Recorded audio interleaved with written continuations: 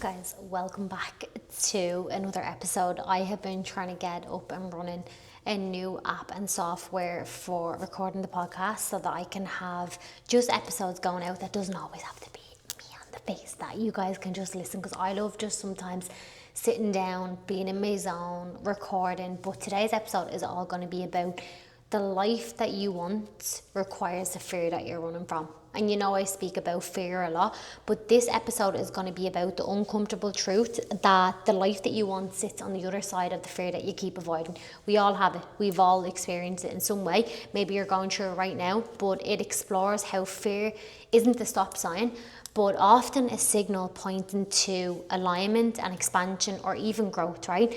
And when fear is coming up or anxiety, I only listened to something today, it's normally an awakening and a sign, but I'm going to unpack ways that we unknowingly structure our lives to stay safe, to make sure we're not seen, and how facing the right fears will unlock confidence, help you live a different life that we never expected, freedom, and the next version of you, okay? So the life that you want, it's not blocked, by the way. Everyone's always like it's blocked. It's guarded by the fear that you keep putting up around yourself. It's this bubble. So in this episode, we're going to dive into the patterns of avoidance, okay? That's a big one for everyone.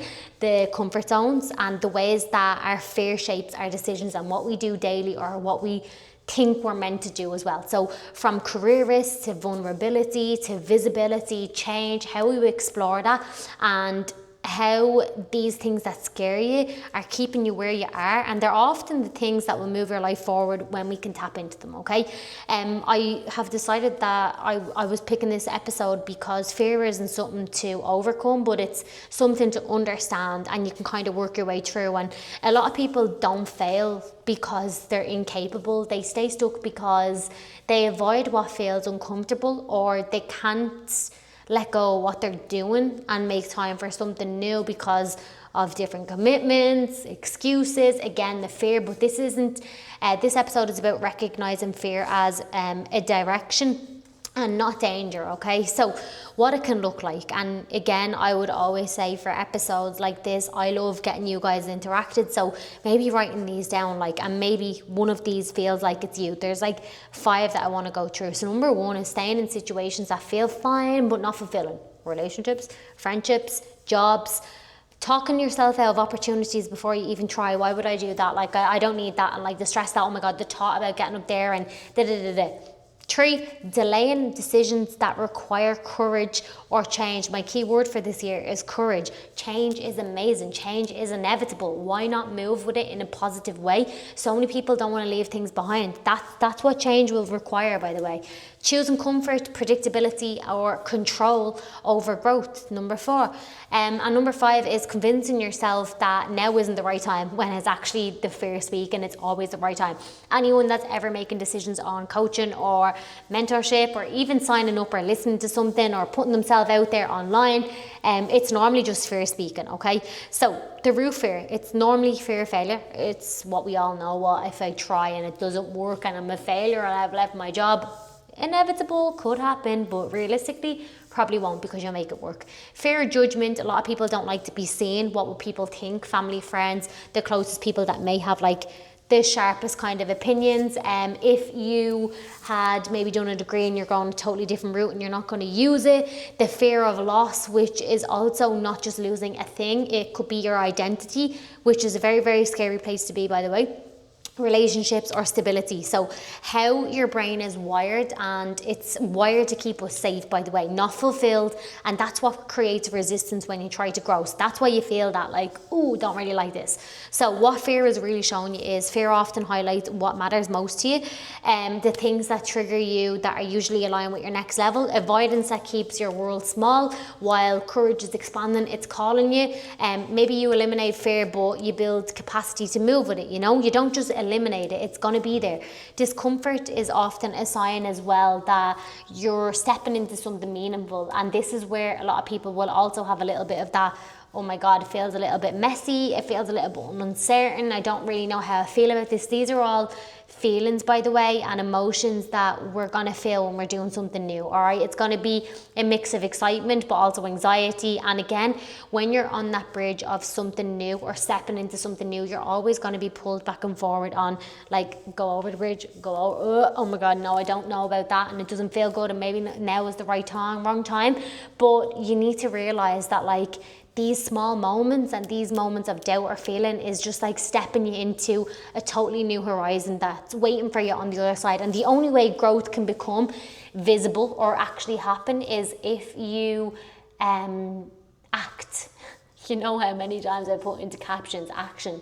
You know, you can't just expect to grow by not doing anything. That's not how it works. So I've wrote out some ways that you could maybe look at facing your fears a little bit more. So write down the fear clearly, right? What are you actually afraid of? If we're all going to die and we're not going to ever be remembered probably, we leave planet Earth, are you really scared of what other people will think? You know, like, be very, very honest with yourself. Break it into smaller or less overwhelming steps, right?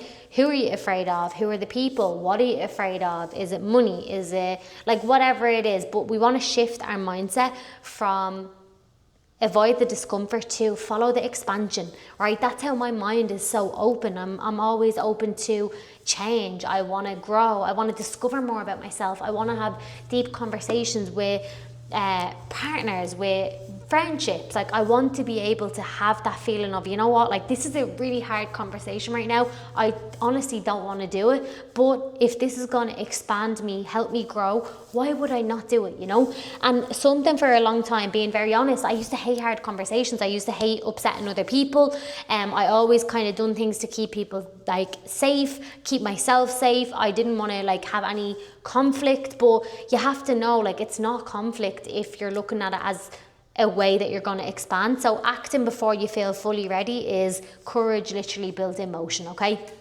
When you use fear as a compass, if it scares you and it matters to you, it's worth exploring. If you really feel like, hand on heart, I would love to do that, and I always thought I would love to do that, I'm telling you right now, whether you're a girl on the Pixie in the mentorship, whether you're a client on the team, I can promise you that you have left the transformation wanting more, being more, having more confidence, and realize, you know what, share my post, Kira, online. I don't mind you doing that, because you know what? I know it's going to help other people. At the start, absolutely not. Make sure those pictures don't go anywhere. But when you start to realize, you know what? It's going to help me grow. And when you get that, not even validation from other people, for example, with a body transformation post, you're going to start to feel like, oh my God, I'm helping more people. And when you get that gratification back, that people are like, amazing, you've inspired me. You know, you're doing something great. And again, the fear at the start, it does slowly fade away, but it's always there, I can't lie. Rewriting as well your relationship with fear. So stop seeing it as something that you need to get rid of, and I need to wait until I don't feel like that. Start seeing it as like a companion in growth, right? Growth and confidence doesn't come before action, it comes from it, it comes after it. So the more fear that you face, me, like, I genuinely do feel like I'm fearless, the less power it holds over you. It's not even a thing, it doesn't even exist. So, and that sounds a little bit airy-fairy, but I promise you, it really doesn't. And when you build resilience every time you choose courage over avoidance, if you choose avoidance and fear all the time, I can promise you, you'll stay small, you'll never know your full potential, you won't do the things that you want, you'll end up in a position where you have a little bit of regret, you'll always have that deep and little voice whispering in your ear, kind of wish you'd done more, you could have done that, see the way that girl done that, I could have done that, but you know what, I never went for it, I wish I'd done that. I never ever ever want to be that person, right? I never want to be that person that's going to say that. That's why I do the thing that scares me. I say the thing that I want to say now, because even if it makes me feel really, really uncomfortable, I know I'm going to come out of that better, being like, you know what, I tapped on that for myself there. I actually discovered maybe that's the way I react. Maybe I need to work through that. Oh my God, that's a wound that's coming up again. Because healing, by the way, when we look at healing, if we want to look at fear and healing together, they never go away, you know? And the life that you want isn't on the other side of comfort, it's on the other side of courage. So comfort and courage, you always go over this side. As hard as it is, you want to work through that discomfort. On the other side is that courage that you've worked through.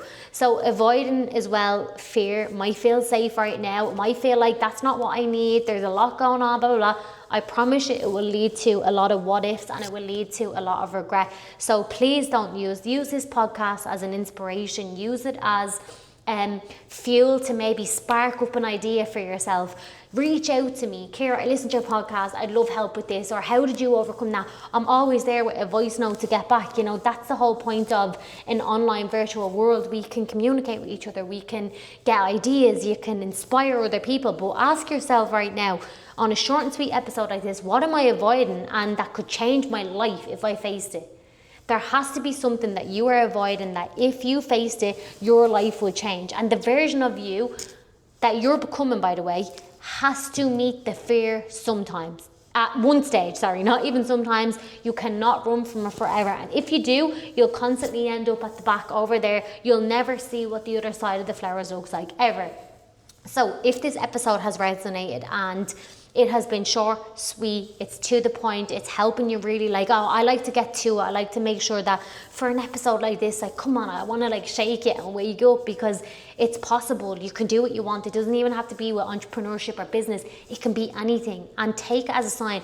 Stop circling with the same fears, the same things that are going on in your head. Start stepping towards them. Start to drop it. Stop caring what people are going to be saying or thinking. You don't need to feel fearless, but you just need to be willing to try. That's all you need to be doing. 11-11. You need to be willing to try. So start with one step, one conversation, one hard conversation, a decision that you've been avoiding, whether it's signing up to a coaching program, mentorship, telling your boss that you'd like this, asking for a raise, going to a new class, whatever it is. Try it, okay? That's how everything shifts. That's how it will start. And when you do it, you'll be like, oh, it wasn't that bad, because it's never that bad. We just build it up in our mind to be that. So share this episode with someone that has 15 minutes out of their day. Everyone has 15 minutes out of their day that's been playing small or holding back, and say, listen, at the end of this episode, come back to me and tell me, what did you write down that you've been playing small with, right? And you tell them, share with the person that you love, friend, whoever it is. Girl, I've been playing small with this. Remember I said I was going to do that and I never done it? Listen to this episode. We need to do this, okay? Hold yourselves accountable for it. And remember, the fear that you're running from might be a magical doorway that literally everything that you've wanted is ready for you there on the other side. It always is. They call it the golden gate. I have a little golden baby beside me right now. So I hope you enjoyed this episode. Please share. Please let me know below what you thought. And if you prefer shorter, longer episodes, I love a little bit of feedback too. And I will see you on the next one. Bye.